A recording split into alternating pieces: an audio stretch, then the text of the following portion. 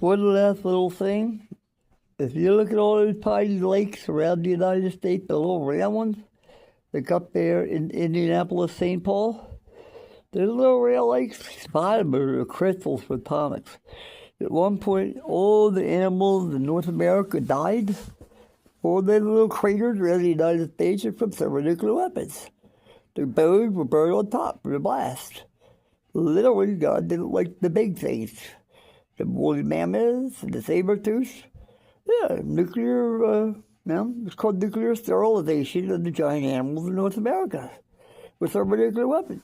You could always go around a telephone pole with metal with big titanium spikes on them, drop them down in the middle of the lakes with the big helicopters. You'll find them. Almost every single lake in North America, the little round ones, like Indianapolis, St. Paul, they all have atomic crystals. In America, it's going to go the same way. After what you did to the Iranians, if you read Muhammad in the Bible, if you read the Quran, Muhammad says, "He who may crucify is going to come back and going to restore the kingdom and bring it back." He was like a John the Baptist, long hair and a beard like John the Baptist. They killed him too. He was one of the sons, but he's preaching Jesus, screaming at the top of his lungs, out in the desert. He who may crucify is going to come back and restore the kingdom. Praise God. How about that with Christians? You always talking about them horrible Muslims.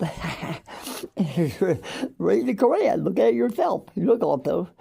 Every word was proceeded through the mouth of God.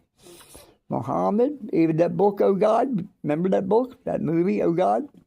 Buddha, Jesus, Muhammad, all of them. Every word proceeded from the mouth of God you were supposed to read. The Quran was just an update.